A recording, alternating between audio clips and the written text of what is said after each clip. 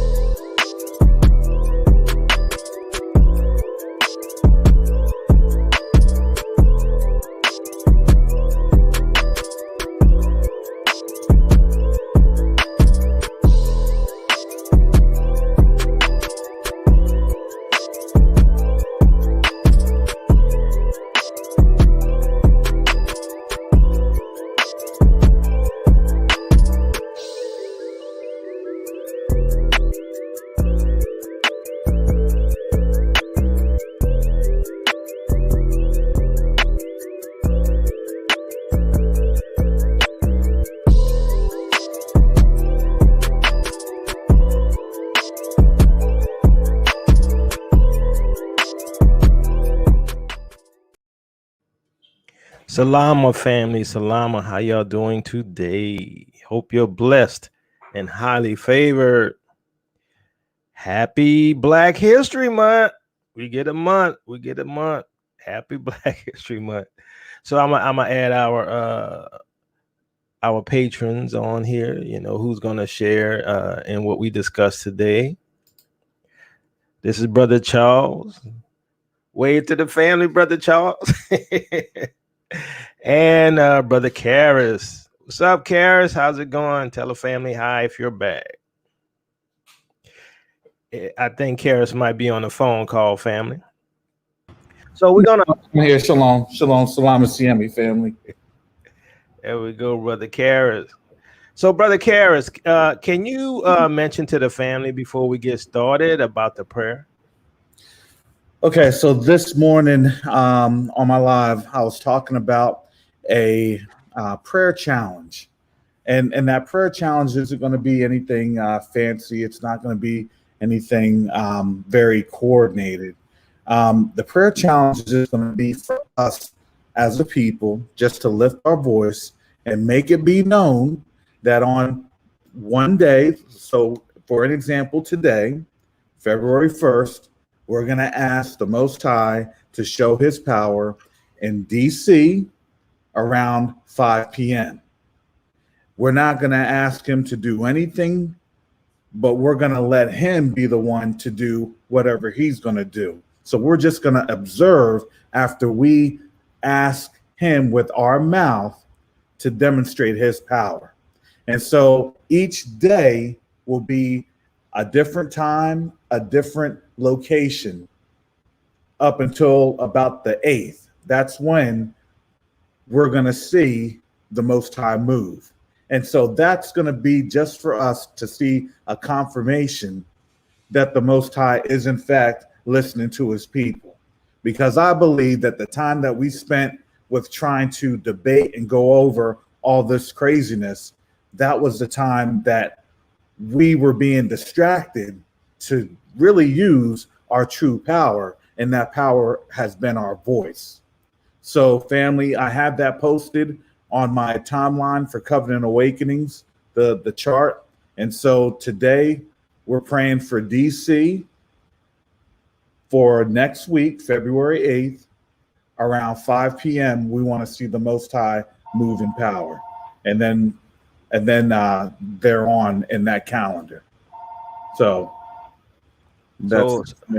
so family, let's make sure we do that. We need to make sure that we reach out to the Most High, and he's going to show the world that he's hearing us now. Tetramon, thank you for the gift. I really appreciate it.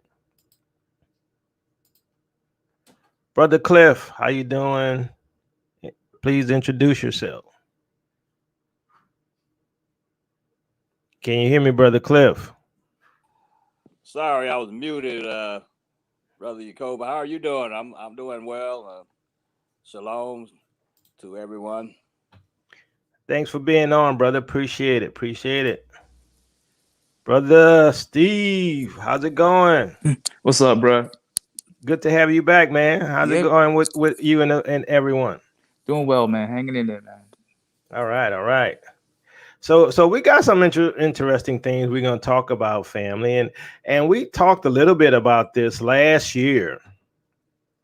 And we're going to talk about some other things as well. So, do y'all remember the Deagle report? If y'all remember the Deagle report, give me a 1 in the chat. And Sister Denise, you're going to have to enable your mic if you want to be added to the channel. Thank you for the gift, Jasmine Perez. Really appreciate it.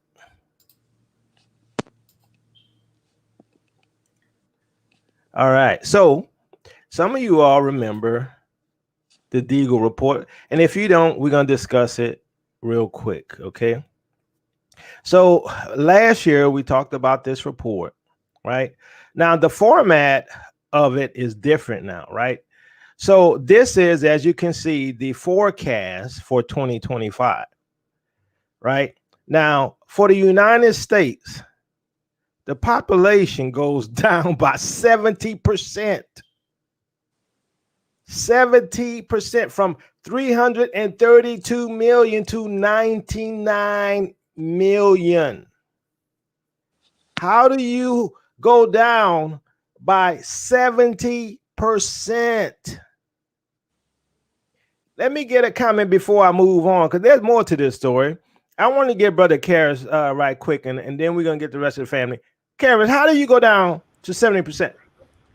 Oh, Tay, you had to get me in the middle of my laughing, because remember, we did this thing back in July. It was July, and we were saying, hey, you know, this is crazy. They actually have this thing up in there. And then remember, afterwards, they kind of shut it down and they did something different. And now they have the same numbers, because remember, they tried to change the whole format. This is crazy. See, they're not, isn't this crazy how they're putting it right in front of people's face of what they want to genocide people? And I told you all this. There was no way they were going to pay back all that debt that this nation owed. The payback was going to be our bodies. That's amazing. And now we're seeing it. 99 million people. Come on. And remember, Karras, remember last year it was 100 million. They went down a million. Yeah, exactly. That means that it's going to be even less in the next 3-4 weeks. This is ridiculous. So, panel, any other comments on this? Sounds like there might be a mass exodus to me. Well, I hope it's that positive, right? I hope it's the exodus. That's a good point.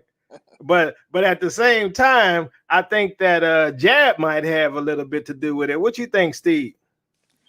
I think it's going to be a combination of all that, man. You know, there's so many of the different trumping and bold judgments that are cooking out there. And I'll say this, like, this is like 3 years ago, man. I'm just being totally honest. This is before I even knew who the people were. You know what I'm saying? You know, I repented from the way I was living. The Lord was getting my heart right, man. I was fasting, and I was in a downtown major city in the South, man. And the Lord was like, look around. I had to stop when I was look around. And I mean, in as serious a tone as he could, he was like, "It's already gone," and these people don't even know.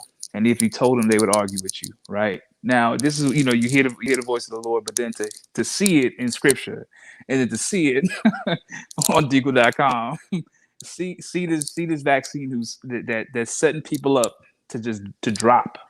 You know what I mean? You know, and on top of the exodus, you know, that's already been foretold and all that, man. It's crazy to be living through this right now. Isn't it wild, Brother Steve, how we're literally seeing prophecy come to pass? I mean, but you know, when I look in the past and I look at what happened, you know, as I did with the Moors versus Jews, and I see what they did to us and how we were on the run, I'm like, all of this stuff is just wild to me, right? It's crazy, man. It's crazy, man. Yeah. Brother Astute, do you have any comments? If not, I'm gonna move on, my brother. All right, I'm gonna move. Okay. I have an observation, Theo, and that's that they have really planned this. This is a part of their global genocide. So I think that's the insight. Now, whether God uses it as a part of the Exodus on our behalf positively, I'm not sure about that.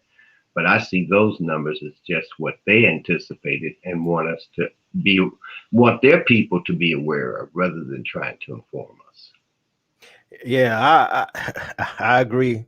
You know, and it could be a combination of things, but I doubt they're looking at our exodus, right? I think they're looking at them jabs and seeing how many of us they can take out.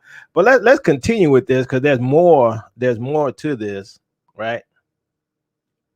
So let's continue here. All right, so let's go. So if you notice, you know, a lot of these nations, they do you know, some go up in population, some goes down. But the US has the most drastic. Oh yeah, before I go on, let me show you Canada, right? Because there's look like a lot of the European nations are going to take a hit. Let's see, where is it? Let me see what it is. Here we go. Look at that. Canada goes down by 30%. 30%. Let's see what else we got. There's another area that goes down. I think it is Britain. I think Britain goes down as well. Let's see.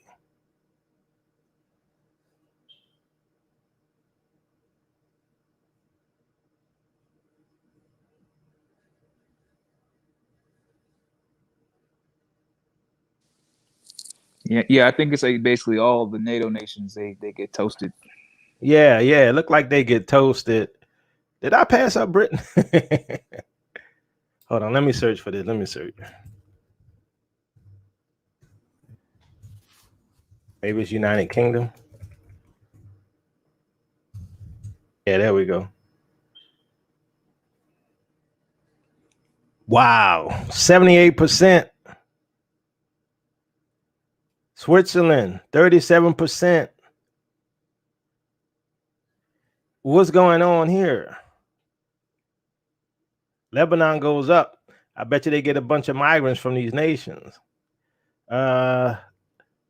Even Cuba goes down 9%. Can you check out France? Let's see how France goes, because that's another big one. Yeah, let's do that. All right. 42%. Wow. What's going on here? So something's going on. I agree that it's probably a combination of things, right? War and pestilence, right? As we see in the scriptures. So let's look at this because they have a disclaimer at the end. And this is very interesting. It says, in 2014, we published a disclaimer about the forecast. In 6 years, the scenario has changed dramatically.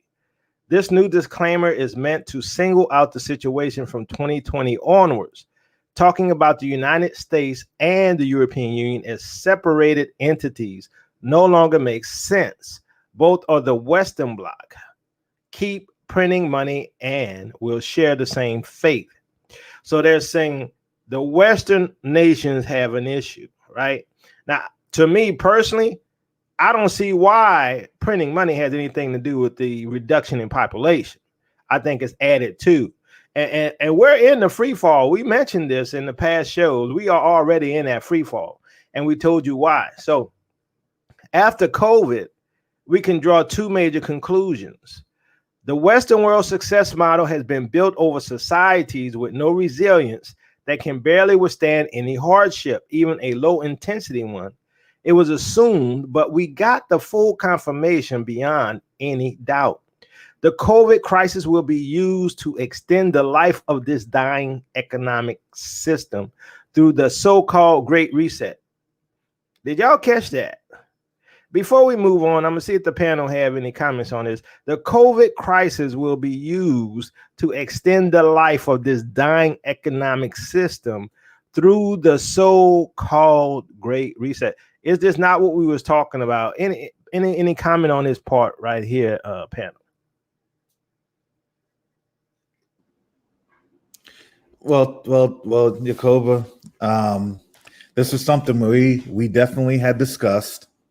And now all of a sudden, when we visited this 6 months ago, all the things that have changed to where this is now being shown, this is now being demonstrated. And the Great Reset was really that gained steam back in about October, November timeframe. And now we're seeing that everything is showing up, because it's almost like this is that apparatus, those forecasts that not a lot of people are supposed to see and pay attention to, but here it is. And I'm with the folks in the panel. Yes, this could be indicative of the Exodus, because again, you're not going to see, and we won't see any type of population changes in Africa, not at all, because they're going to stay away from those numbers, because that will show you that there's a migratory pattern from these conditions. And part of that Great Reset is that migratory pattern. I just believe that they have coded the language of Great Reset as Exodus, the greater Exodus, in my opinion. So let me ask you all a question, panel. Thanks, Shauna Shade, for the gift. Is it possible that they know that the Most High has brought judgment on the Western nation? Because these are the Western nations, right? The ones who brought Judah into captivity worldwide, right? These are the ones that's being focused on here in this particular forecast. Now, if we look at what was happening over the last few years with the battle for Syria, for some reason, we saw that Lebanon goes up. Thank you, A.M. Stone, for the gift. We saw that Lebanon goes up. Could it be that the wars in the Middle East was to try to reduce some of the world's population, right? So that they can make room for this exodus from Western nations by those who survive. Do y'all think I'm reaching in the air for that, or is it possible? Yeah, I mean, I think based on everything that we're looking at, even when you look at with the Great Reset that you had mentioned from before, if you actually deconstruct the COVID-19, the Great Reset, the book that Klaus Schwab wrote is basically Agenda 21 just repackaged, right? But why would there be an arbitrary number of Agenda 21 or Agenda 2021 or Agenda 2030? Right along with what you're saying, they're mapping out their actions based on prophecy. They knew, okay, the nations knew based on Psalm 83, they knew that they had a 400-year window to get this Luciferian kingdom in order. And now it's rushed. Now it's go time, right? So people rejected Agenda 21. Okay, well, we'll repackage it as the COVID-19, the Great Reset. But at the same time, the Most High is allowing all this. They understand that once the process of our restoration happens, these judgments come, and that's just my look. And also you had mentioned before about Astana in Kazakhstan, that they've already got another capital cooking. Exactly. After the dust settles, all this, they've already got another capital cooking. So. And what about the Silk Road, Steve? Right? They built that whole Eastern Empire up because the West is going down. Yeah, and now once the dust settles, they're gonna smoke China too. Yeah. that's how a roll based on Second Esdras. But yeah, it's already been planned. Yeah. Any other comments from the panel? If not, I'm gonna move on. All right. It says the Great Reset, like the climate change, extinction rebellion, planetary crisis, green revolution, shale oil, hoaxes promoted by the system, is another attempt to slow down dramatically the consumption of natural resources and therefore extend the lifetime of the current system. It can be effective for a while, but finally won't address the bottom line problem and will only delay the inevitable. The core ruling elites hope to stay in power, which is in effect the only thing that really worries them. The collapse of the Western financial system and ultimately the Western civilization has been the major driver in the forecast, along with a confluence of crises with a devastating outcome. As COVID has proven, Western societies embracing multiculturalism and extreme liberalism are unable to deal with any real hardship. The Spanish flu 1 century ago represented the death of 40 to 50 million people. Today, the world's population is 4 times greater with air travel in full swing, which is by definition a super spreader. The death casualties in today's world would represent 160 to 200 million in relative terms, but more likely 300 to 400 million, taking into consideration the air travel factor that did not exist 1 century ago. So far, COVID death toll is roughly 1 million people. It is quite likely that the economic crisis due to the lockdowns will cause more deaths than the virus worldwide. The Soviet system was less able to deliver goodies to the people than the Western one.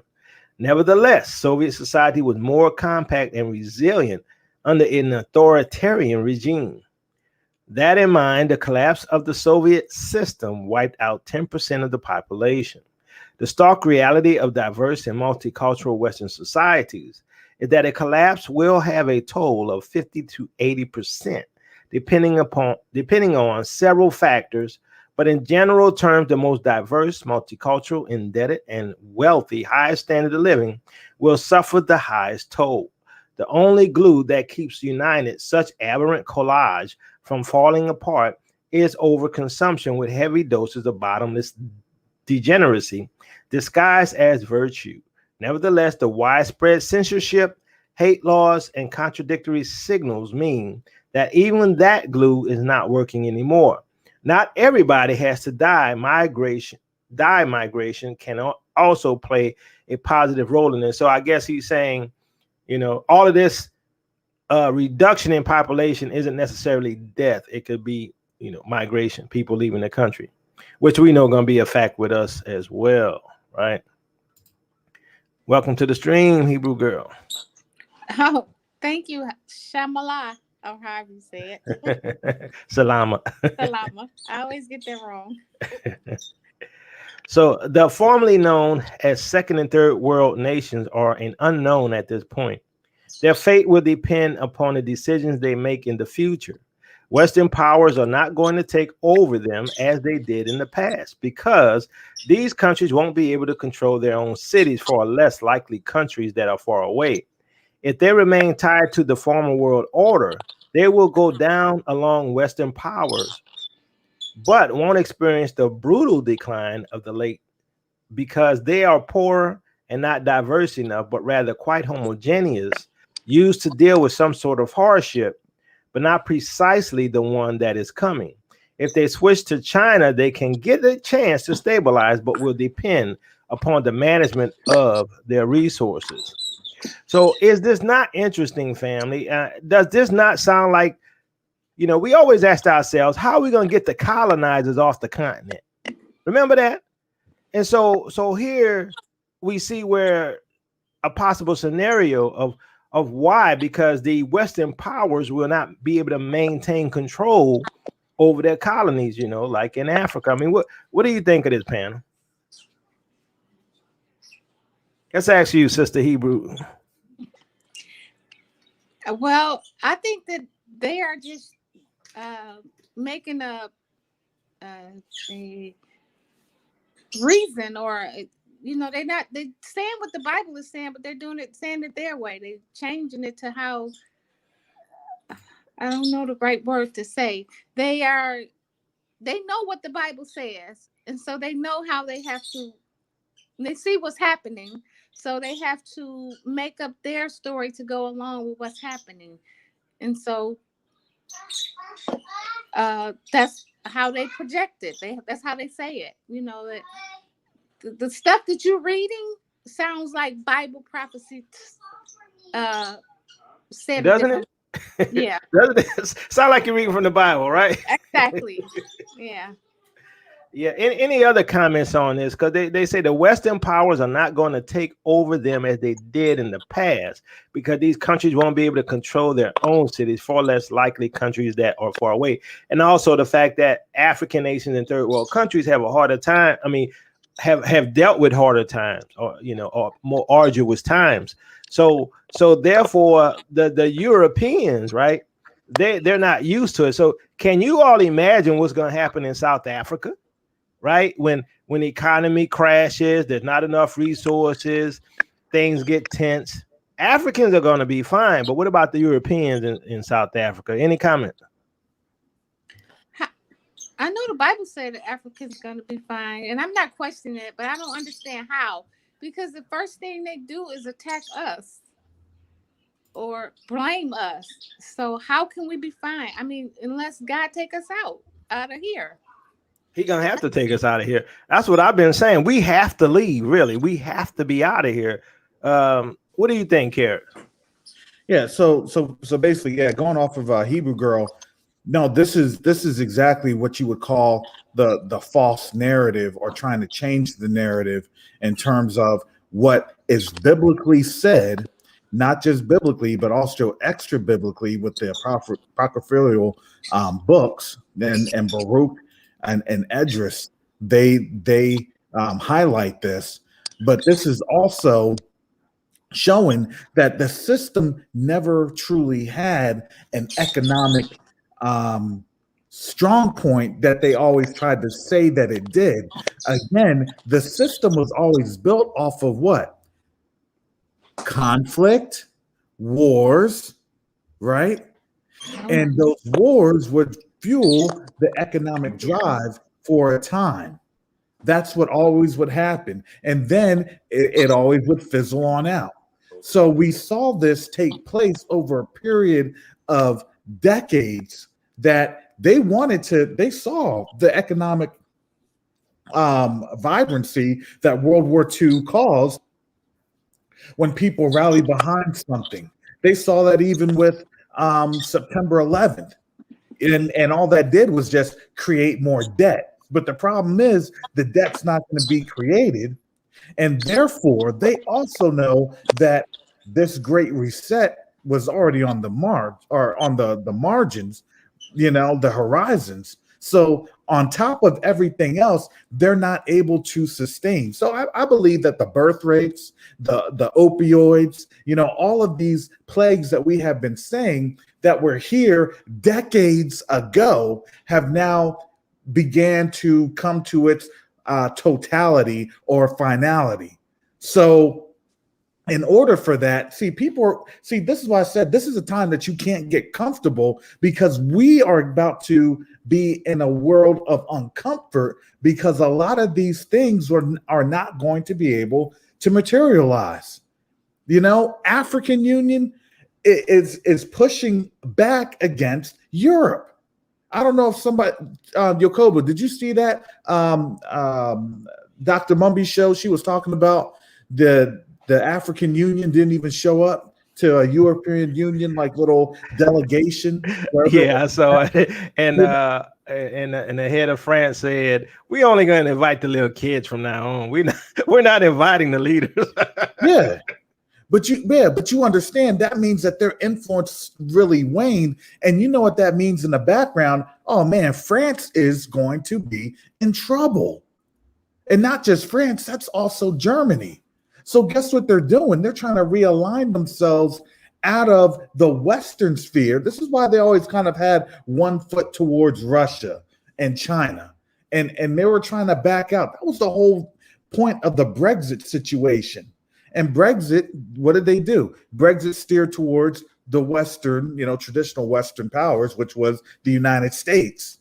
And so now the United States we're basically on a collapse course. We're just a slow motion collapse, because we can control our collapse, because our collapse is based off of fake numbers, not raw goods or raw materials, because we haven't been producing anything. And now, since you don't have anybody having an economic viability to take our stuff, what do we do with our stuff? It's sitting out in ships. It's really just sitting there, not being able to go anywhere, because we have trade imbalances. China literally hurt us, and that hurt is now being projected right now. When Trump said he won the war, no, he actually folded America. It's like America's in a standing knockout. They got beat up so bad, and they thought that they're swinging on something, you know, they're just swinging. They don't even know that it's a standing knockout. Yeah, you know, some of the right-wing evangelicals, they're still waiting on Trump. They think Trump has all of this plan and he's coming back, and they believe there's going to be two presidents, right? That's what they believe. They believe Trump going to be ruling from Florida and Biden from Washington. Can you believe this? But I'm going to continue reading. And Hebrew girl, whenever you want to talk, just unmute yourself. I had muted you because I heard some sound. All right, so we expected this situation to unfold, and actually it's unfolding right now with the November election triggering a major bomb if Trump is reelected. If Biden is elected, there will be very bad consequences as well.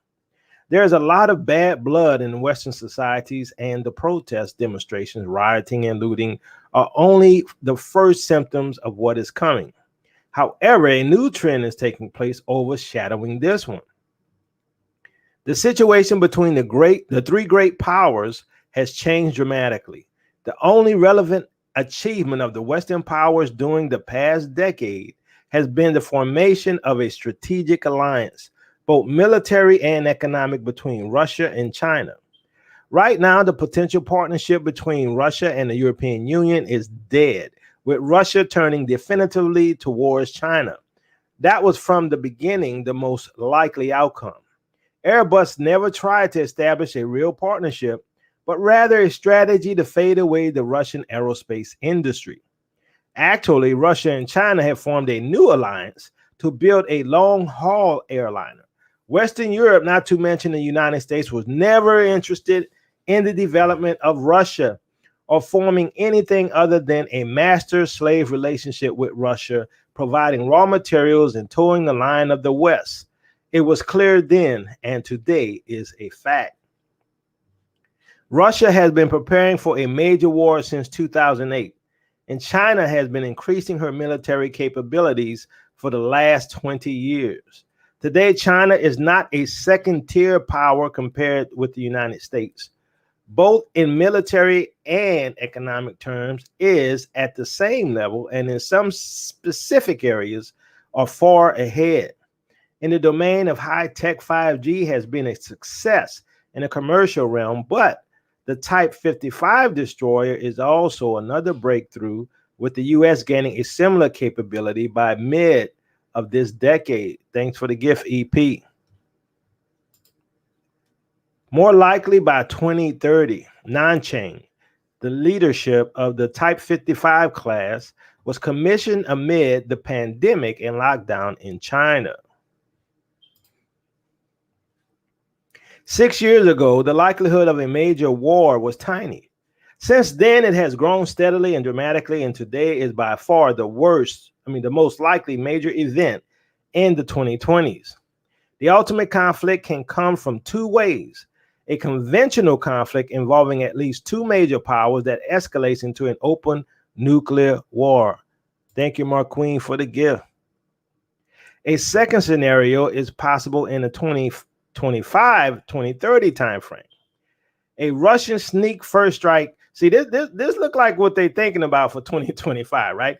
A Russian sneak first strike against the United States and its allies with the new S-500 strategic missile defenses, Yasin-M submarines, INF Zircon, and Caliber missiles, and some new space asset playing the key role. Thank you for the gift, SN. The sneak first strike would involve all Russian missile strategic forces, branches, bombers, and ground-based missiles at the different stages of such attack. That would be strategic translation of what was seen in Syria in November 2015. There was no report that the Russians had such a capability of launching a high precision, multiple combined arms attack at targets 2,000 kilometers away. Western intelligence had no clue. The irony is that since the end of the Cold War, the United States has been maneuvering through NATO to achieve a position to execute the first strike over Russia. And now it seems that the first strike may occur, but the country finish will be the United States. So thank you for the gift, Chantel. So they say, okay, the U.S. was planning the first strike, but now Russia has positioned themselves for the first strike, right? And so look at that time frame from 2025 to 2030. So look like to me the massive loss that they're looking at is from world war, which the scriptures prophesy in Jeremiah 50:51, 2 Ezra 15 and 16. Any comments on this panel? What do you think about China and Russia's involvement? Because think about this. The land of the north that the Bible talks about could be Russia, but it also could be China. They both are north of here. Any comments? Thanks for the gift, JS. So think about this. Think about this, family. This is a Game of Thrones reference right here, right? You had the White Walkers, and what did the White Walkers bring with them? Their dragon. Think about that. See, all this stuff. Who's the dragon? China. Yep. Did you see who are the White Walkers? Those Russians. Where did they walk over? Ice, water. You mean they were doing predictive programming again, Kara? Oh, absolutely. Absolutely. And that is something that we just look at. We just say, oh, you know, it's nothing to worry about. It's not a big deal. No, family, this is a big deal. And you know, I didn't really go on the Deagle. So Jacoba, when you brought up Deagle again, I was kind of like, oh, okay. I thought they changed the numbers and they put this issue to bed. No, they didn't change the numbers. Matter of fact, they're giving even more analysis. This is crazy. They're putting it all on out there, family. This is on out here.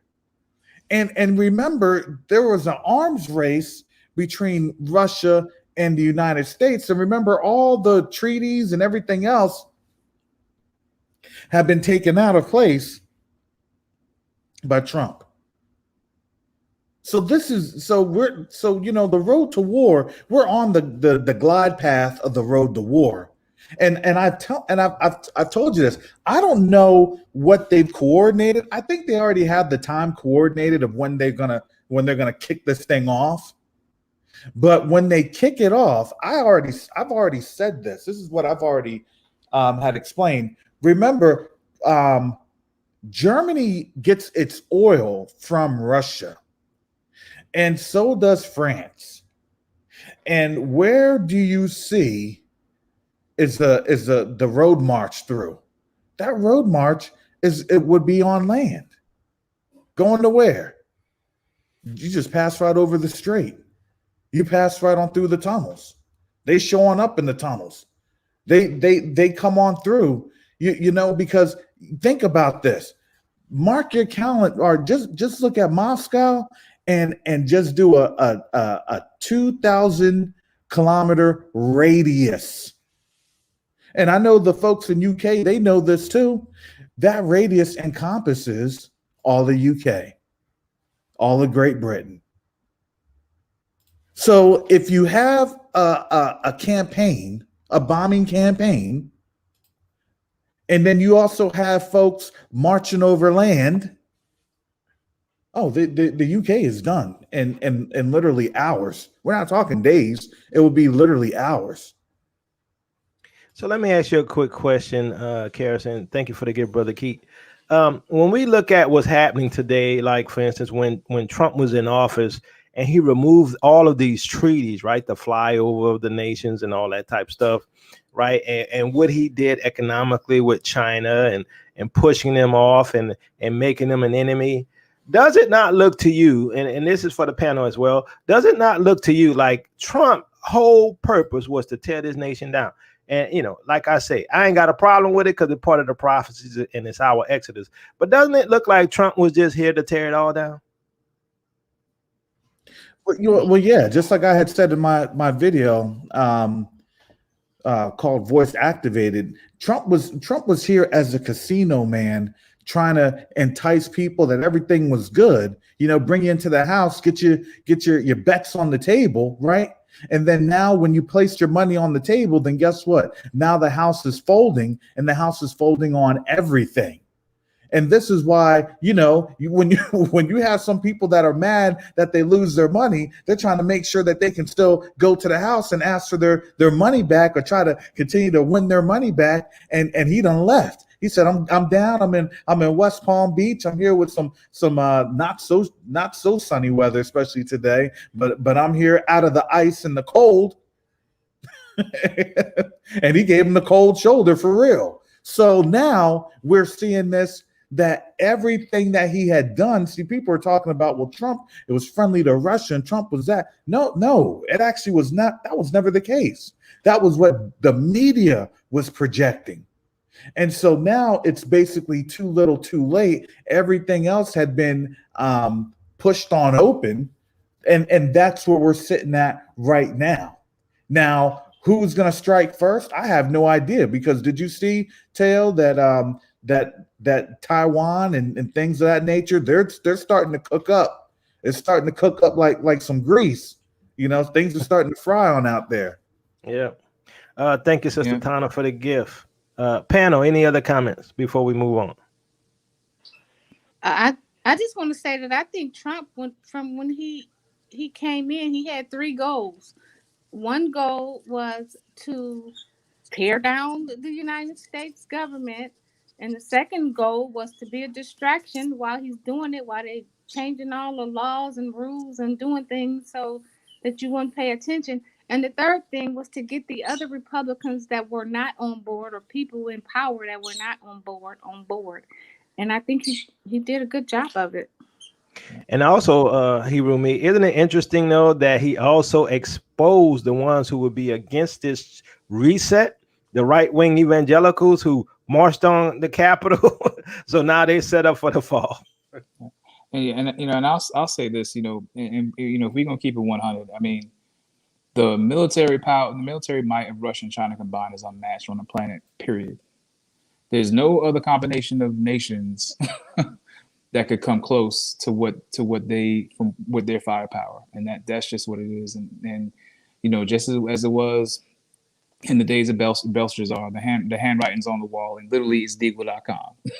and that's that. I mean, literally, you can't spell it out any clearer than what they're telling you. And as the irony of it is that the whole purpose of predictive programming is because based on the secret societies and all that, they have to first tell you what they're going to do first, right? So regardless of whoever watches or logs on to Deagle.com, they're going to pop this off regardless, right? Now, and you could be stuck watching CNN or whatever else if you want to, but, they're giving you the blueprint, right? Because they're compelled to by the Most High to give you this information, because it's a part of prophecy. And going back to Hebrew Girl's point, in terms of Africa, they're going to be so busy fighting it out amongst themselves that they're not going to have time to deal with these poor folks, and at least that's what I can see. It's essentially, you've got this Hunger Games type of system that's now about to implode because the time of recompense is here, and that's just what it is. Yep. And think about this. This is my opinion. With the Europeans and the Chinese as well, if things get to the point where the economy collapses and people don't have funds, who they going after? They're going after the people with money. Who has most of the money in Africa?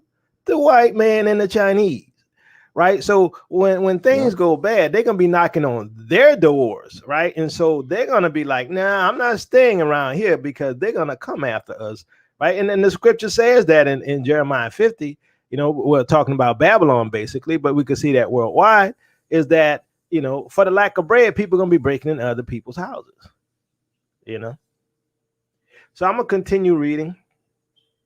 Another peculiarity, I think he meant peculiarity. Another peculiarity of the Western system is that its individuals have been brainwashed to the point that the majority accept their moral high ground and technical edge as a given. They sure do. This has given the rise of the supremacy of the emotional arguments over the rational ones, which are ignored or deprecated. That mindset can play a key role in the upcoming catastrophic events. At least in the Soviet system, the silent majority of the people were aware of the fallacies they were fed up. we can see in the United States claim about G5 being stolen from them by China, or hypersonic technology being stolen by Russia, as the evidence that the Western elites are also infected by that hubris. Over the next decade, it will become obvious that the West is falling behind the Russia-China bloc, and the malaise might grow into desperation. Going to war might seem a quick and easy solution to restore the lost hegemony, to finally find them into a France 1940 moment. Back then, France did not have nuclear weapons to turn a defeat into a victory. The West might try that swap because the unpleasant prospect of not being Mars and Venus, but rather a bully and his dirty, running away in fear while the rest of the world is laughing at them. If there is not a dramatic change of course, the world is going to witness the first nuclear war. The Western Bloc collapse may come before, during, or after the war. It does not matter. A nuclear war is a game with billions of casualties, and the collapse plays in the hundreds of millions. All right, so if we look at the statistics that we have on Deagle, it is specifically the Western nations. Now, as I was mentioning before, we see in the scriptures that God was going to judge those who enslaved Israel, specifically the ones in Babylon, right? Now, whether Babylon is just America or the Western system, I believe it's both, but it's specifically the United States, if you look at the context and the description of the maritime trade and all of that, that this system everyone see is crumbling. Now, what else we see is that we see the Silk Road is already there for the new trading bloc, right? All the way from China through India to Russia, right? All the way even to the northern parts of North Africa. Thanks for the gift, Queen. So it's interesting that it's set up for the new system, which is the Western nations being in a declined state or a subservient role. I just have a question. What did the Bible say about those who enslaved and persecuted Israel? What would happen to them? And is this not what it looks like maybe about to occur? I'm gonna leave that to the panel. Did not the Bible foretell these things?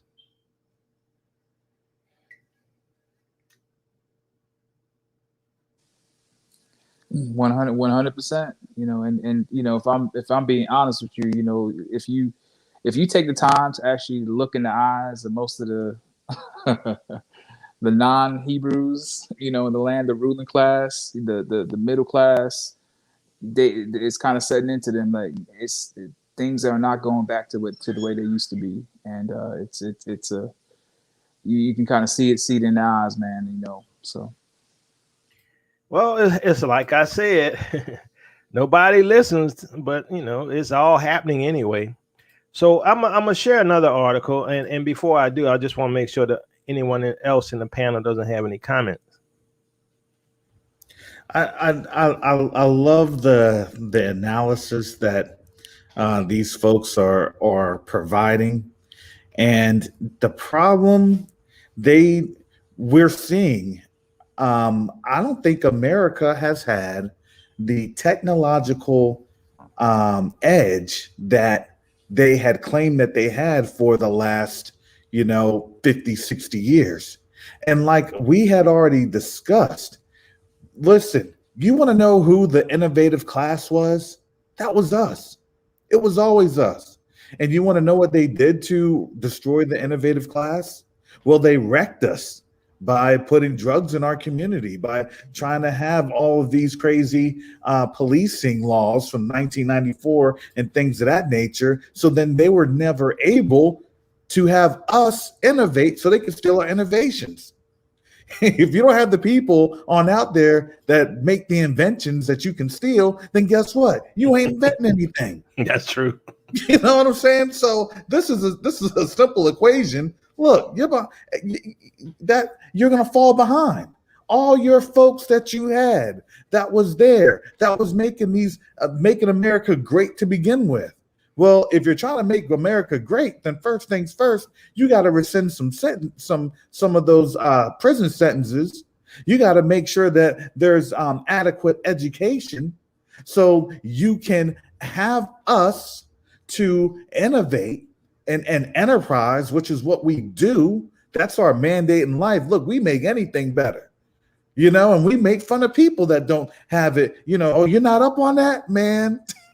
How many times do somebody burn us if we're on a flip phone, right? And it's like, you on that flip phone? What bars are you getting?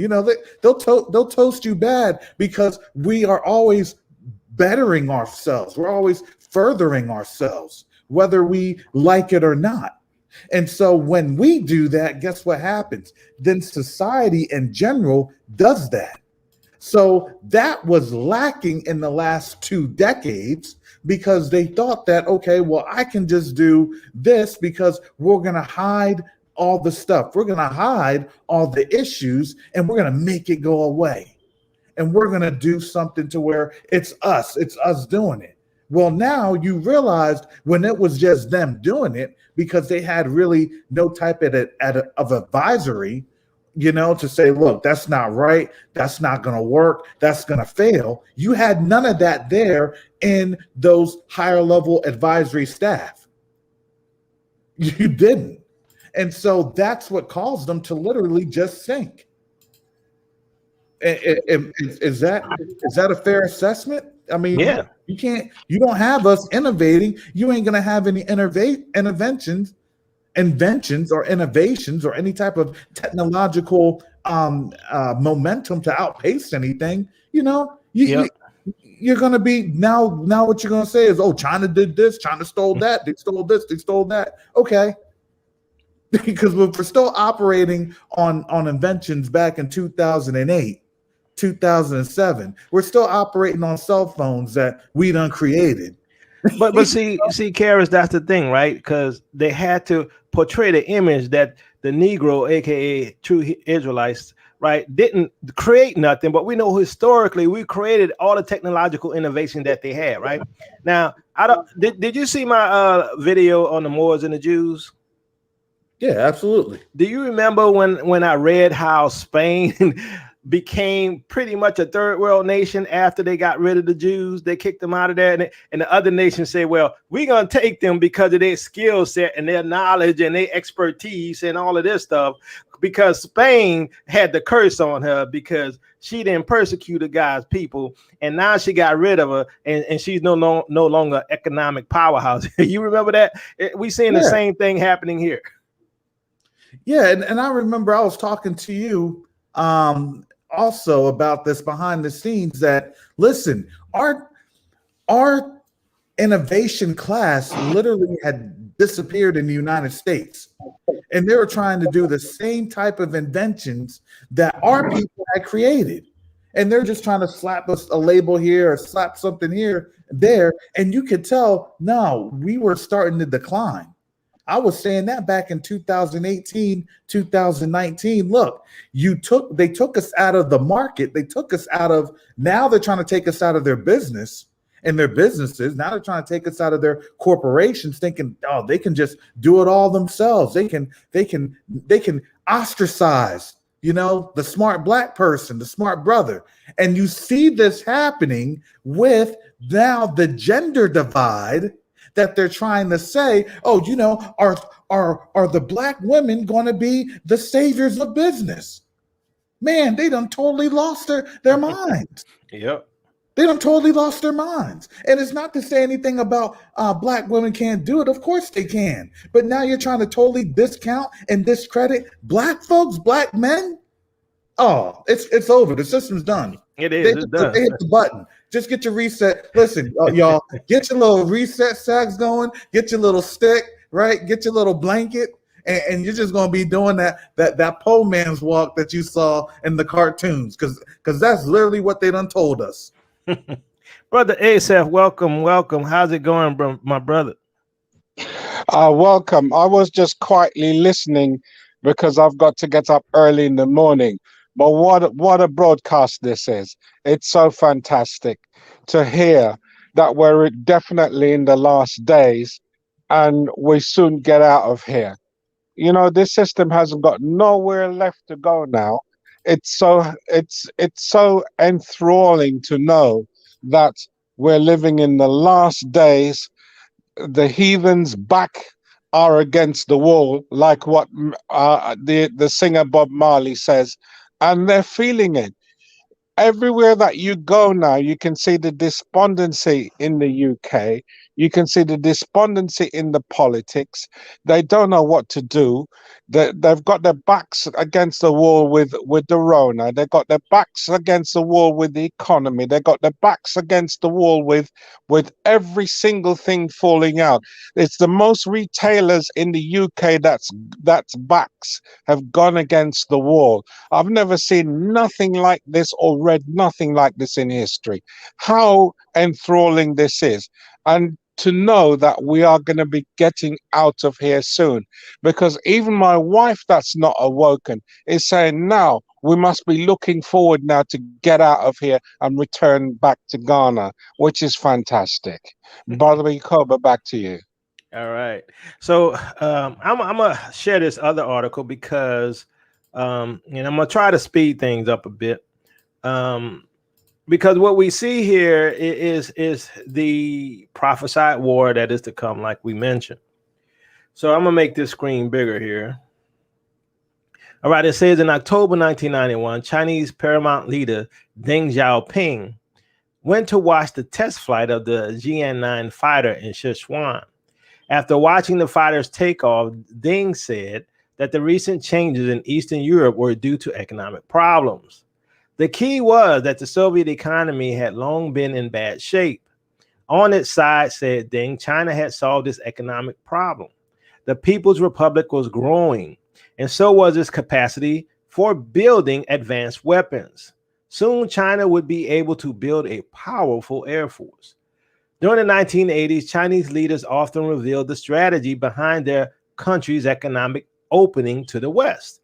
In statements after statement, the Chinese communists affirmed that they were taking a page out of Lenin's playbook. In the early 1920s, Lenin initiated the Soviet Union's economic policy, opening Russia to capitalist investment.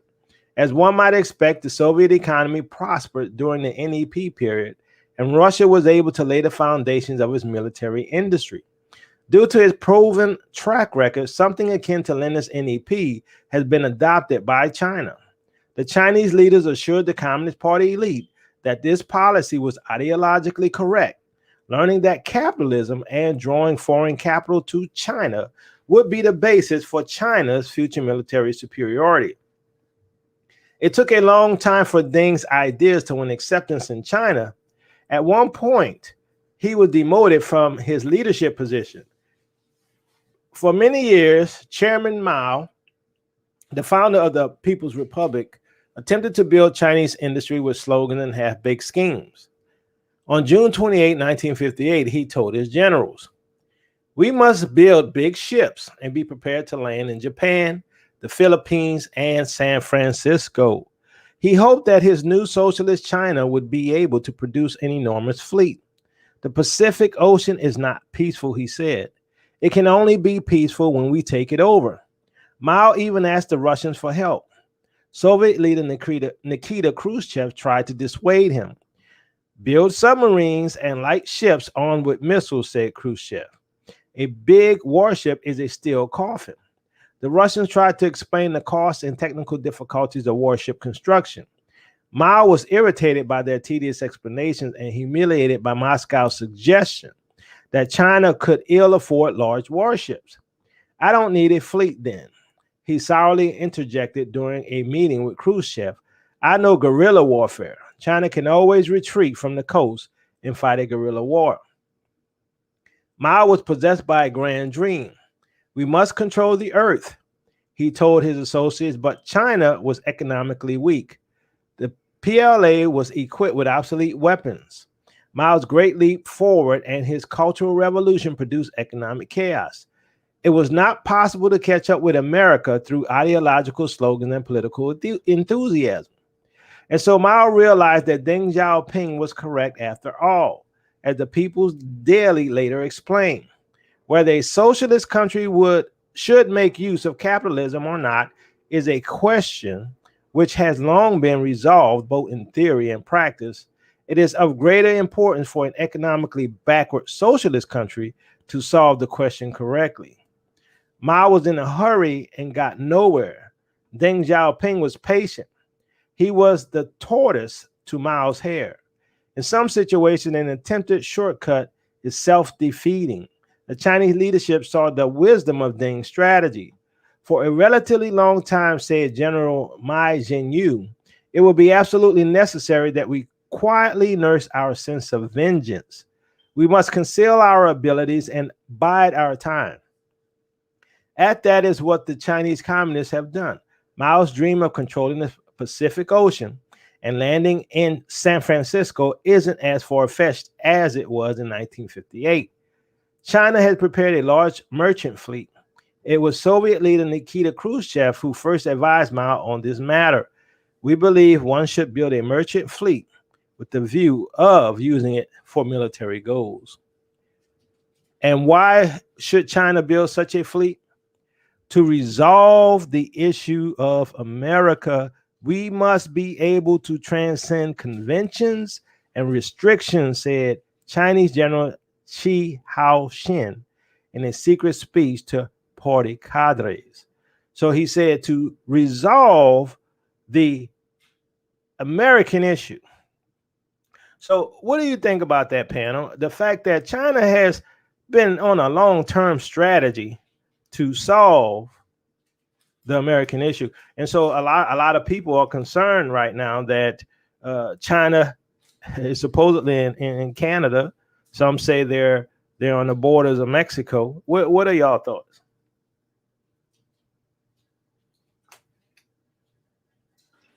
I think the plan has been all along for China to be the #1 world power in place of America from the elites. And I think they are taking position now.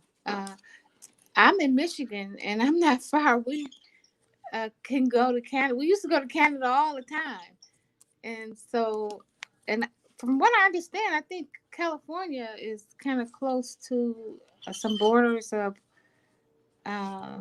Canada too. I don't know for sure, but China is there too. So I think China is surrounding America, getting ready for what's next for war. It looks like that. Thank you for the gift, Sister Shirley. So we know the prophecies say that, at least according to 2nd Ezra 15, that China will attack, Babylon along with her allies. Anybody else have any thoughts on that? What from the scriptural viewpoint?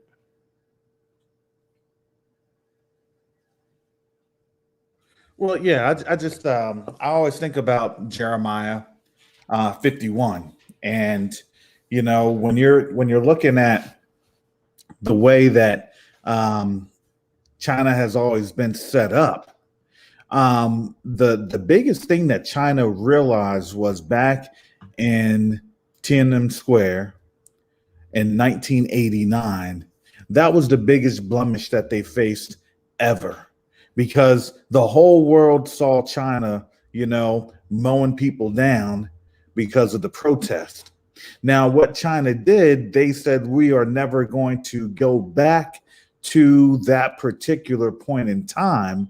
So what they're trying to do is now capitalize on everything. See, China was always trying to be the best. They were always trying to be the #1 gun. They just didn't know how to do it because they never necessarily had the manpower and the technology that they would get from their Western cousins, for lack of better words.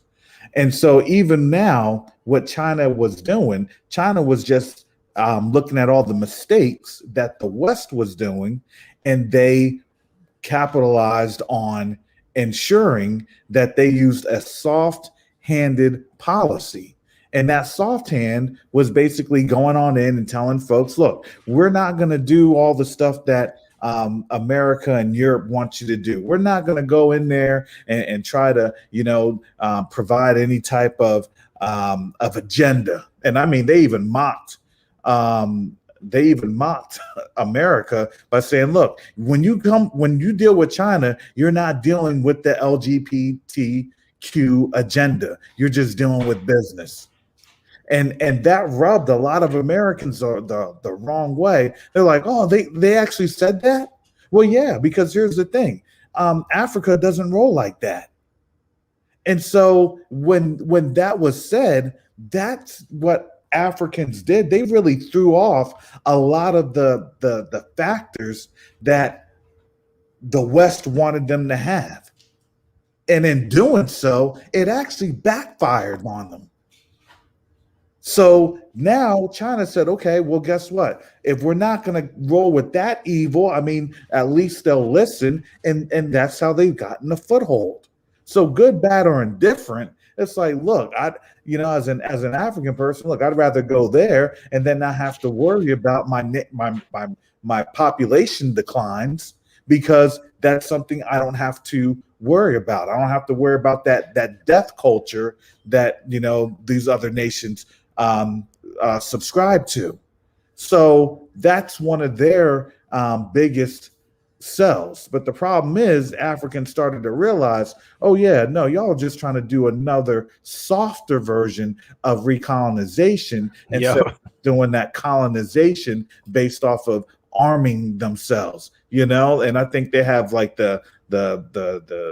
some Chinese folks in like African Parliament, I think in South Africa and others, but again, China made its move, but they're the late players in the game. That's why they already knew they weren't going to have power that long in this next world order that is on the horizon. So, so those are just my thoughts. So one of the things we see in the scriptures is that the curses that was on Israel is going to fall on our enemies, right? And here's an article about Muslim women being forced to share beds with male Chinese officials after husbands detained in internment camps. And this article is about the Uyghurs, right, which is a Muslim group that live in I think it's either northwest or northeast China. And so, we can see if that is happening there, right? We can see when the Russians, the Chinese, the Persians or Iranians, as we call them, when they come down here, right? They're gonna see similar things, and Israel's gonna be back on their own home turf, right? Israel's gonna be back on their own land. So, who does that leave it to? I mean, we talked about this in the past.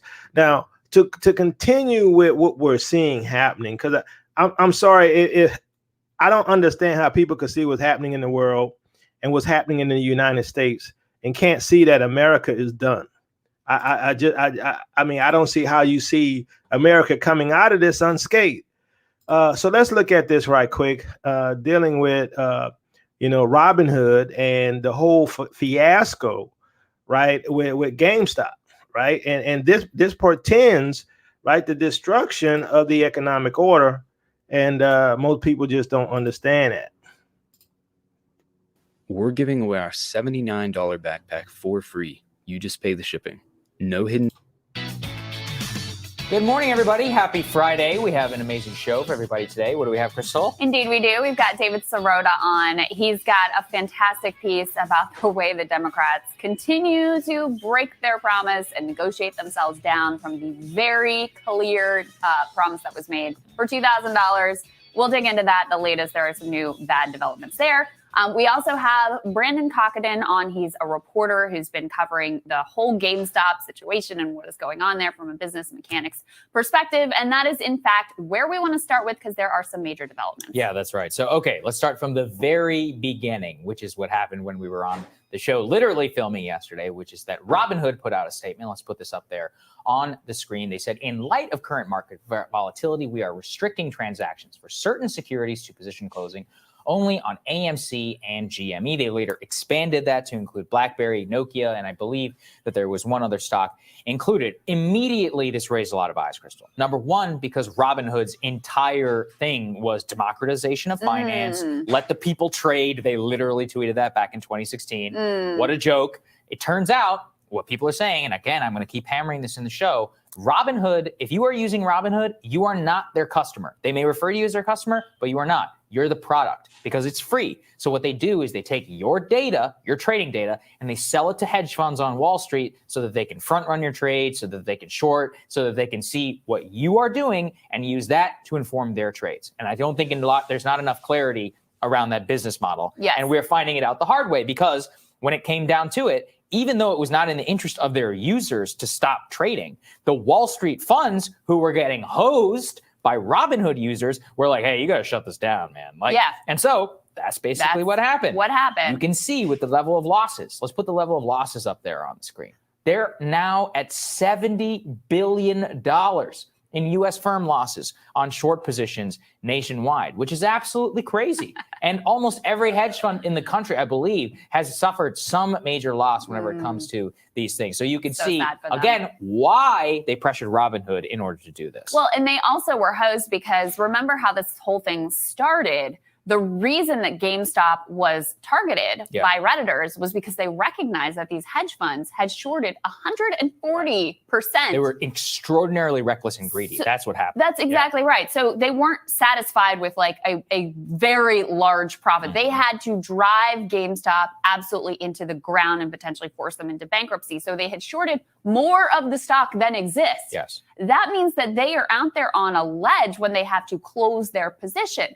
And if not enough people are willing to sell them the stock, they're screwed. So this essentially by saying, look, you can only close out your position, you can't buy this stock anymore, this is allowing those hedge funds to be able to cover. I mean, that's literally what it is here. It's just straight up, we're going to make this impossible to do anything other than benefit the hedge funds. It's outrageous. And that is like, we're going to talk about a few other elements of this story, but that is a thing that is becoming so clear. You and I have long thought that the economy was rigged. Yes. I'm not sure even I realized the extent of the cabal. Yeah. Like, it's a lot more direct and a lot more sort of like an actual conspiracy. All right. So she said that she didn't realize how much the system was rigged. I'm like, I always knew it was rigged. What are your comments, family? Well, I had said that it's going to be systematic. And when you see the symptoms occur, the last symptom that would occur would be the financials. And this is what you're seeing. Look, you're not going to have the trust that folks once had in the stock market, because now, you know, they used to come through and they would blindly say, well, you know, the stock market, you know, you have to believe in the stock market. You know, the government regulates the stock market, you know, all these crazy things. And you tell people, no, the stock market isn't regulated by the government. If anything, it's one of the most unregulated financial tools that's in America because of what the nature of a stock is. And that's all. And what it is just a position in the company that you're trying to make money because you think that that company is going to grow based off of revenues or monies that the company is making. And you can gauge the profitability of that company by how that company operates. And here's the problem. You don't have a company like AMC making much money because the movie theaters are shut down and they're trying to start promoting movies that used to be in theaters on, you know, in your living room when it comes out. So now the problem is they're trying to push monies into these failed businesses that haven't really collapsed yet because they're still going through bankruptcy proceedings, and they're pushing money into it. And it's just the greed is the name of the game. So imagine all that stuff is going to collapse because there's nothing that's forcing things to even be viable. But again, all that does, that exposes America, that exposes the American system. And if you are a foreign investor that hasn't left the market yet, now it's probably the time, because you understand there's no backbone. It's just a jellyfish that happens to be standing, but pretty soon it's going to give on out, and it's just going to lay there flat. So one of the things I see when I listen to some of the right wingers, they're trying to compare this to like the protests that's been happening around the world, right? Because supposedly read at it, a group of guys got together, say, hey, let's stick it to the rich men, and let's force them into bankruptcy. But I don't buy that scenario. I believe this is once again a psyop. And the reason why I believe this is psyop, a group of people not going to get together with enough of money to affect the market at all. You really going to have to get more, like over 1 million or more people, right, to get together to affect the stock market. The other thing is, if you look at what's awaiting, right, the Great Reset is what's out there waiting. Always keep that in mind. It's waiting to take over. And in order for the Great Reset to take over and the new system to come into being, the old system has to be destroyed. So they have to show the issues and the kinks in the armor, right? So that people won't have faith in the system anymore, right? Because, everybody knew it was a rigged game, but everybody was getting rich. But now, if the little man can go and affect the market like this, what does that require? New laws, new rules, new systems of determining the value of stock, as the protocol state. What do you all think about that? Do you see this as a psyop, or is it just the little man fighting against the big man? I don't buy it.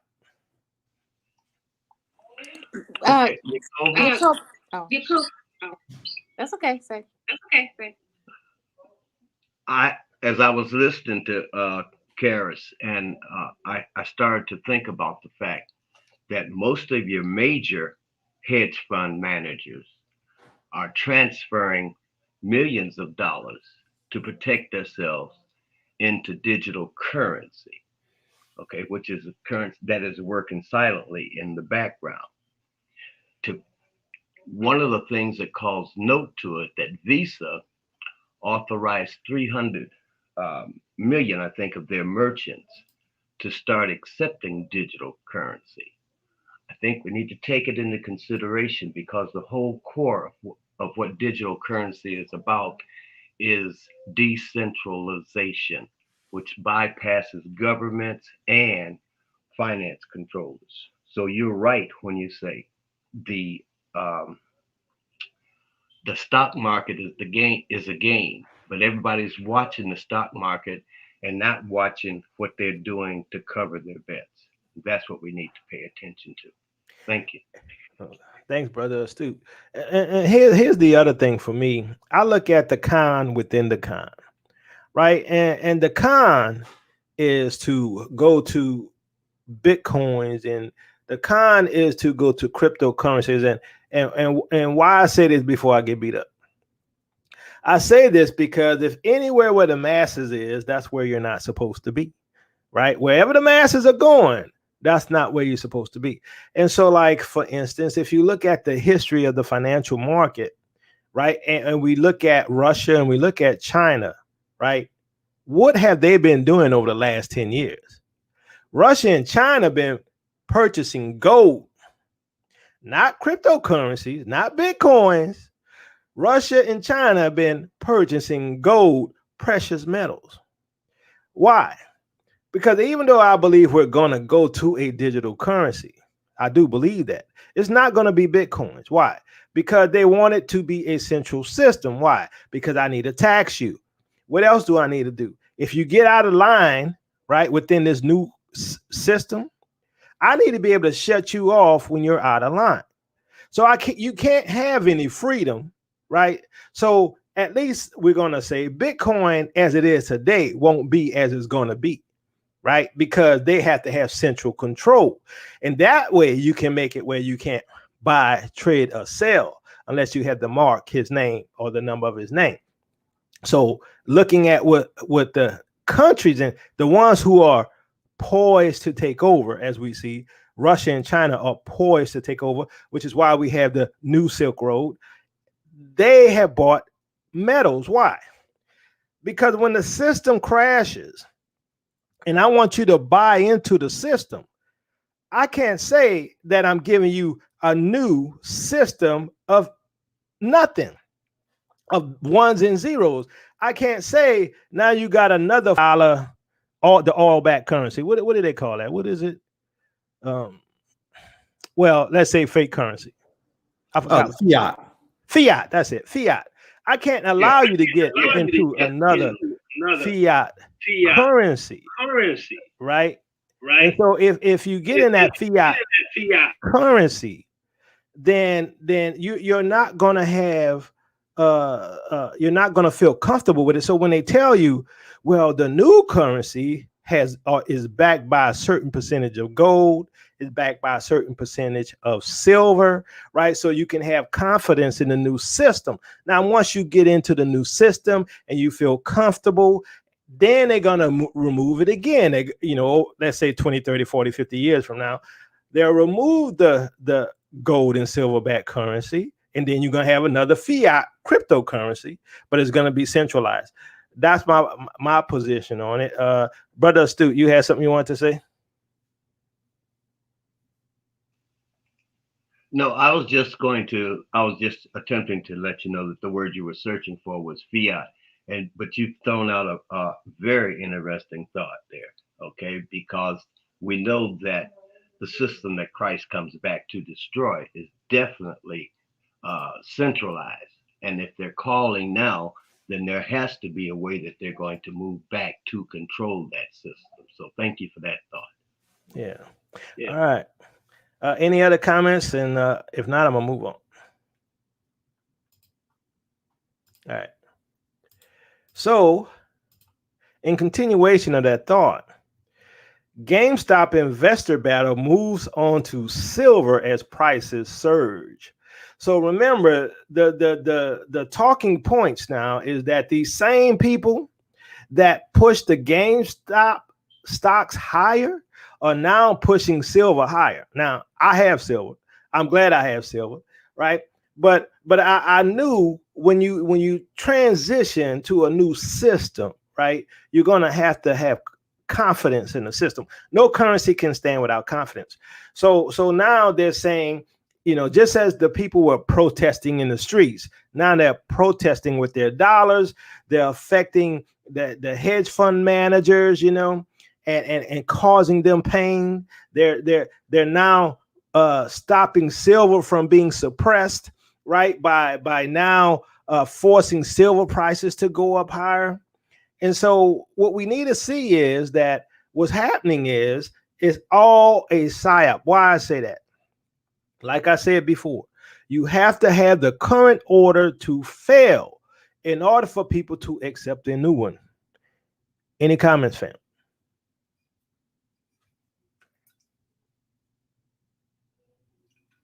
All right, so we're going to continue. We're almost done here. So, I'm going to skip this one article because, I want to end this pretty soon. So there's a particular investment strategist who's talking about the silver and the move in the silver markets. And he's comparing this to like back during the time of Germany in 1940.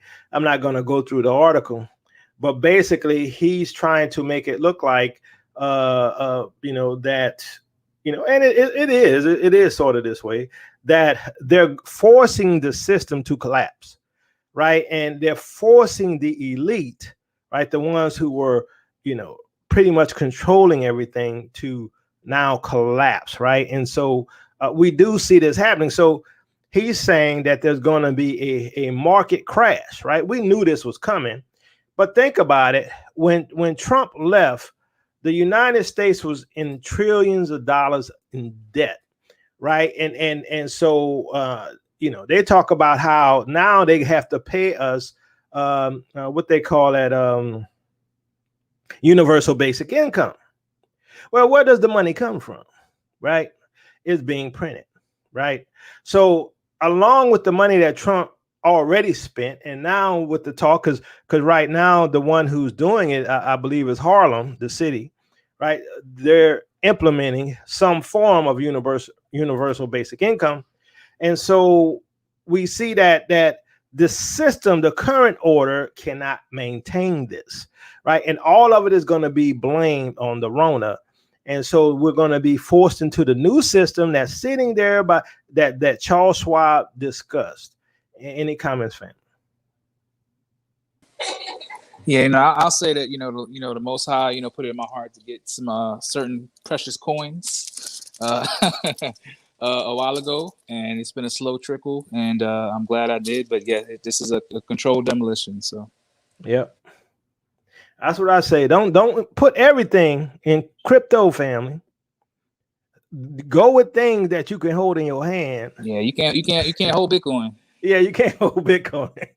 One little EMP nuke or whatever bomb, whatever you want to call it, can cancel out that whole thing, and you can have millions and trillions in there, and it's gone overnight, and there's nothing you can do about it. So, you got to understand that the cryptocurrency system. Be honest with you, this is just my opinion though. The cryptocurrency system cannot work without a world government, because the world government says, okay, well, I'm keeping track of everything you spend, every purchase, every order, everything that you own. And so if something happens where, your money gets stolen, sort of like the banks today, you can be reimbursed because the system gives credence to it. Right. So it really can't work without that. Right. But understand that's where we're going. We're going to a digital currency, but it's not going to be Bitcoin the way it is. Okay, I'm not saying you can't make money. Don't get me wrong. I think Bitcoin is going up to $100,000 a coin, but I don't think it's going to last. Hebrew girl. I just wanted to ask a question. Since the money is going to be digital money, isn't that a lot like the stock market now? Because it's not real stocks.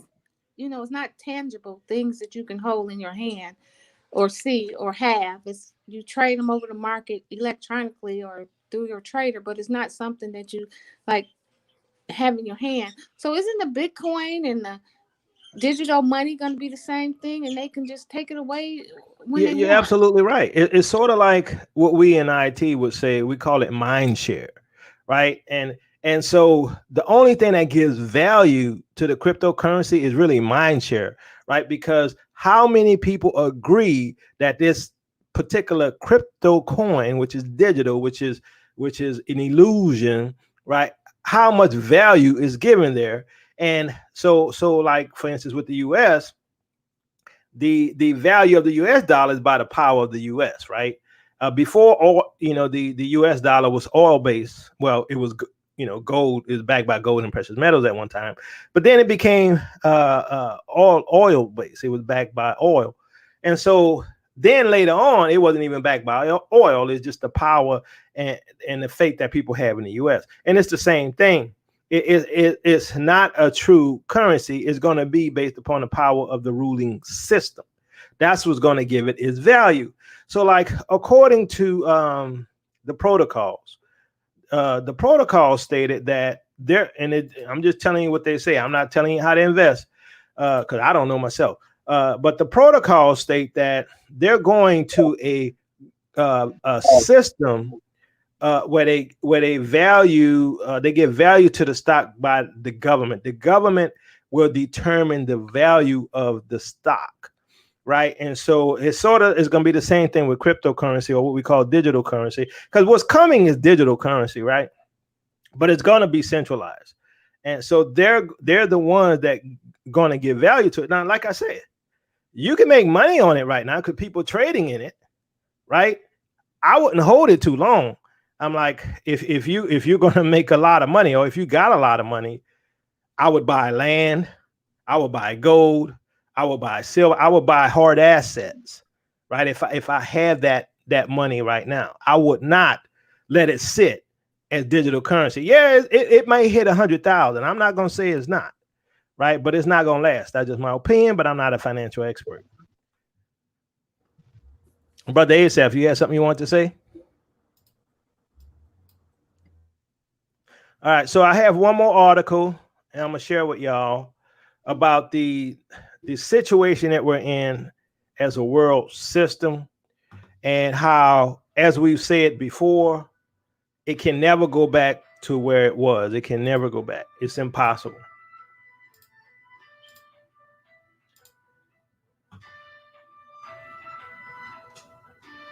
All right, so it says, Red Deer mother in tears as son taken to undisclosed isolation center.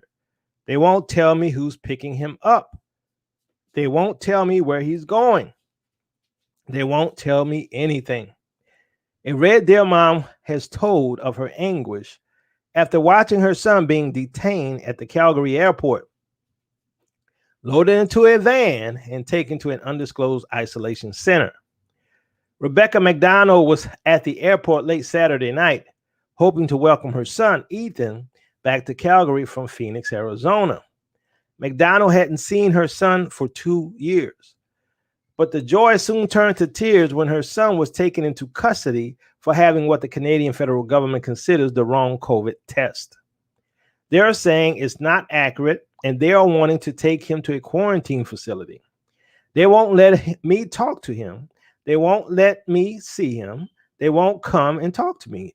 The Border Patrol services say they have nothing to do with it. They won't tell me who has it, who has to do with it, said McDonald in a social media video as she walked through the airport concourse. They won't tell me who's picking him up. They won't tell me where he's going. They won't tell me anything. They say he doesn't have a choice, that it's the law. They say I don't have the right to talk to him. They're taking him against my will and his will, and I'm not okay with it. I don't know what to do about it, and I don't know where I'm supposed to find him. I'm freaking out, said McDonald's, dissolving into tears. In a bid to level off the number of COVID cases being brought in by returning travelers, Prime Minister Justin Trudeau announced Friday, upon their arrival back in Canada, they will be taken to an isolation facility and given another test. If testing negative after 3 days, they will be able to leave the government facility and finish the rest of their quarantine period at home. If positive, they are taken to another isolation location for the 14-day time frame. In a later social media post, McDonald said her worries are being extended because the health officials in question don't work weekends. I'm just angry now. There's zero accountability. There's no questions asked. There's nobody you can hold accountable for this, she said. I just want to ask themselves what kind of Canada they want to live in. People fight long and hard for freedom, and this just feels really wrong. It's really wrong. All right, so sounds like to me that, they're going into concentration camps. You call them FEMA camps. You call them isolation facilities.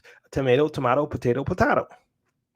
Now, we know what the scriptures have said. Those who, who put people into captivity, they're going to go into captivity. I'm just saying, maybe I'm seeing things. Family, I need to get y'all input on this. And after I get y'all input, we're going to have some final rounds of final words, that is, and we'll end it. What do y'all think about this? I just want to say the first thing I thought when I saw that was, wow, that's happening to them. What they did to the Mexican people just these past few years, they just took them away and put them in camps and didn't tell their families and separated them. And now it's happening to them. And so it's just like the scriptures say, like you just said, who will take people into captivity will go into captivity. We are seeing prophecy right before our eyes. I mean, thing after thing after thing after thing. It's just amazing. I find it amazing as well. Any other comments? I know Brother Karras. Yeah, let's get Brother Karras input on this. You know, just think about that. That's an American coming from Phoenix to Calgary, and they're being whisked away. Imagine that happening 5 years ago, 10 years ago. It would be an international incident. But what that goes to show you is America doesn't have Well, the same power that it once had. And on top of that, think about this, family. Americans really can't travel outside of America. We can't really travel to Europe. We maybe can travel to the UK, maybe, but then you have a risk of being locked down and sent to hotels on your own dime for 14 days. They're not even saying that he can't even go to a hotel. They literally took him to an undisclosed location, and they won't even give him the time frame of when they'll be back. This is something, family. I've never seen this. I don't know how and what's going to go on, because usually when they do it there, they're going to do it here. All right. So just remember, that's just the setup for them doing it here, and it's going to come very soon. Exactly. I was supposed to travel a week ago, and I just didn't feel like going. And I'm supposed to travel again, I think on the 16th or something. And I really don't want to go because I don't know what they're gonna do. I'm like, I just had 2 uncles pass, one on the 5th and one yesterday.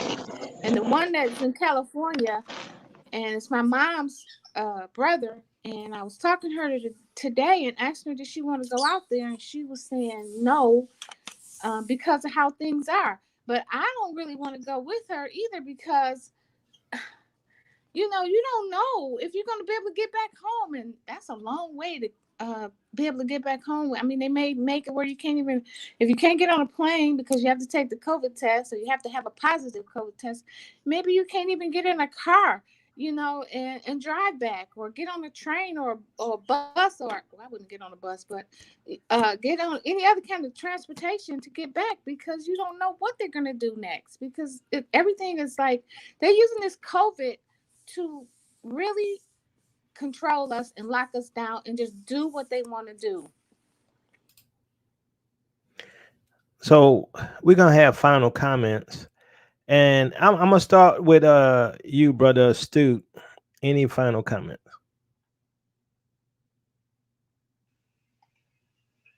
Thank you, Jacob.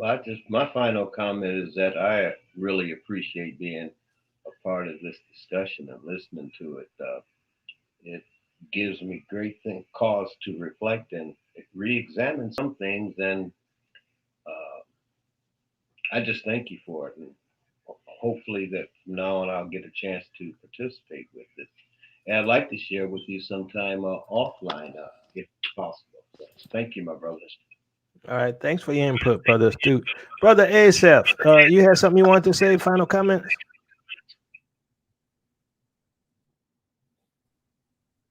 We can't hear you, Brother Asaph.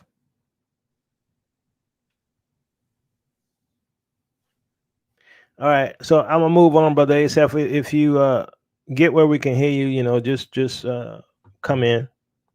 All right, any final comment, Brother Cliff?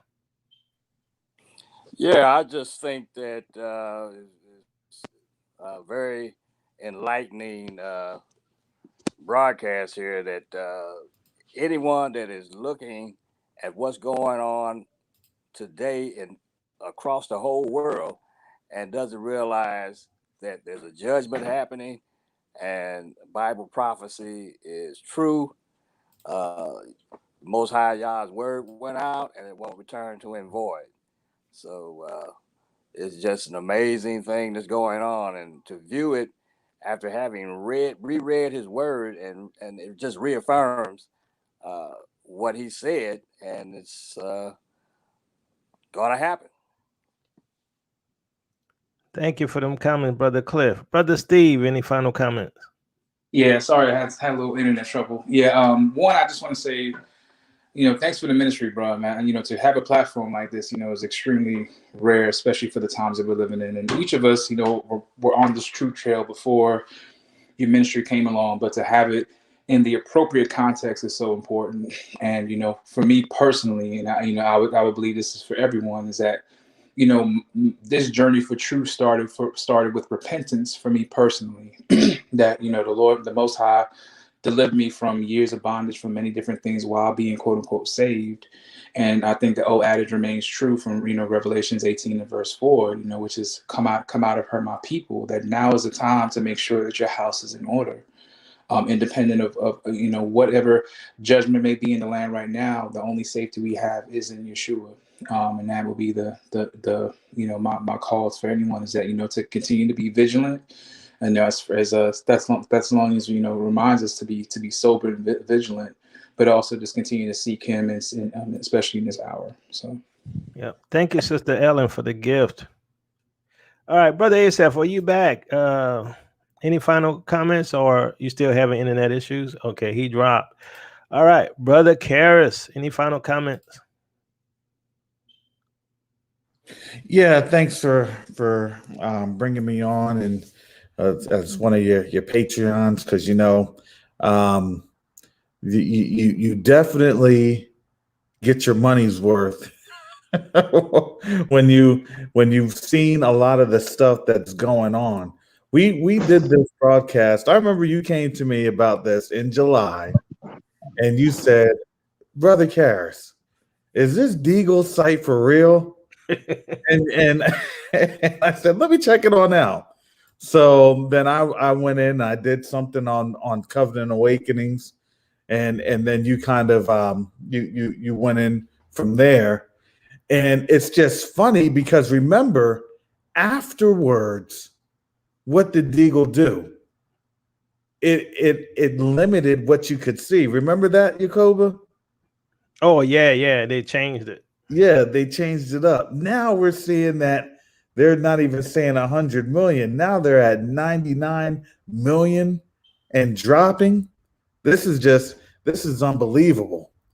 Because if you looked at all the disclaimer information, they're even telling you, look, it could potentially be a whole lot worse if they have nuclear weapons.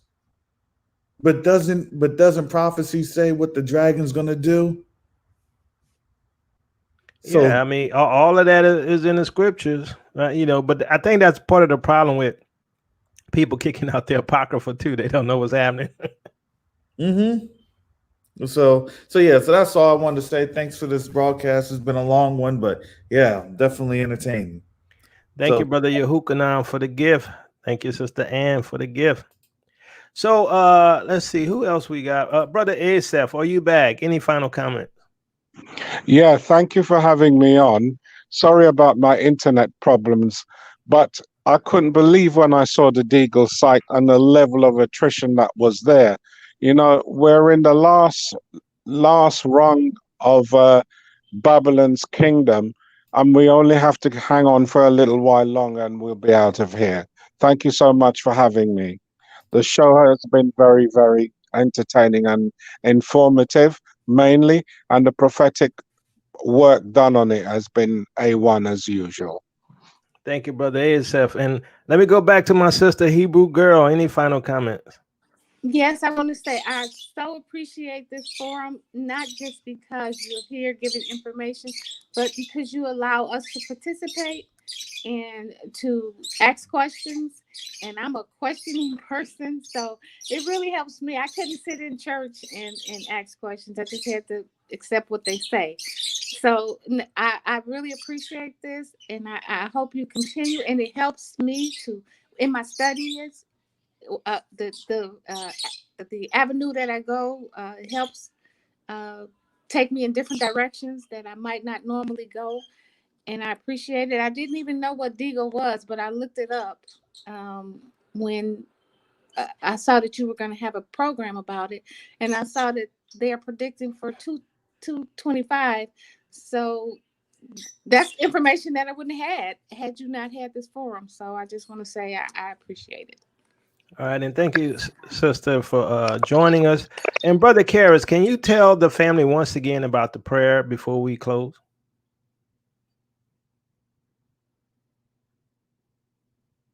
I think he missed. Yes, Okay. yes. Yeah, okay. So the prayer is going to be on my Covenant Awakenings timeline on Hebrew Sphere, and so this prayer is it's not intended to be anything corporate. It's just going to be each day we're just give the Most High thanks and just ask Him out of your mouth, for Him to work His wonders and His miracles for a certain location at a certain time and on a certain date. And so, for example, so today we're praying that that next week, February 8th, that in Washington, D.C., or in that area, Washington, D.C., that around 5 o'clock, the Most High will move. We're not telling the Most High what He's going to do or how His power is, but we're asking the Most High to move so that His power is shown and it's undeniable. Because as a people, our power is our voice, and our voice is to the Most High. So if we can actually focus on something, on Him moving at a time in a location, an event, and we do that throughout this week, by next Monday, we'll start seeing the Most High move as we have designated those locations that we're praying for each day from the 1st through the 7th. So I have that set on up at HebrewSphere.com on my timeline. And again, it's you can fast if you want to fast. You can have a corporate prayer if you want to have a corporate prayer. If you want to say, hey, can you go on at such and such time and just do a quick prayer? Yeah, we can do that. Just let me know. But each day I will remind people of that when I do my lives on Covenant Awakenings channel. And if you haven't subscribed to the channel, please do so. So if that's all I have, again, if you have questions or concerns, just let me know. I'm on Hebrew Sphere. Shalom. All right. Thank you, brother Karras. So I'm going to close this one out with prayer, family. I feel led to pray. Heavenly Father, we pray, Father, that your will be done on earth as it is in heaven. We pray for your protection over your people, Lord, both Jew and Gentile, Father. We ask, Father, that you cover us with your spirit and lead us in all truth. Keep us from deception, Lord. And Father, let us show forth the love of Yeshua. Let us show forth, Father God, that we are different. We are unique. We are a called out people. We are the ecclesia, Lord. And Lord, we ask, Father, that when people see us, Lord, they will see your light in us. They will see the love, true love, Father, not that fake love, that true love flowing out of us by your spirit, the fruits of the spirit love, joy, peace, long suffering, gentleness, mercy, kindness. So, Lord, and all of those who are in need, Lord, meet those needs. All of Israel, Lord, all your people, Jew and Gentile, all those who are in need, meet those needs, Lord, whether they be financial, Lord, healings, Lord, and especially those who got vaccinated, Lord, heal them, Lord. But also, Lord, wake them up, Lord. Let them know the truth of what's happening, that we are in the end times and that there are spiritual beings at work. For you say we fight not against flesh and blood, but principalities, powers, and wickedness in heavenly places. So open their eyes to the spirit realm, Father, like you did with Elisha, Father God. And we thank you in Yeshua's most holy and blessed name. Amen. All right, family. Thank y'all for the support. Thank you, Judah Lioness, for the gift. Look up and lift up your head, Israel, for your redemption draweth nigh.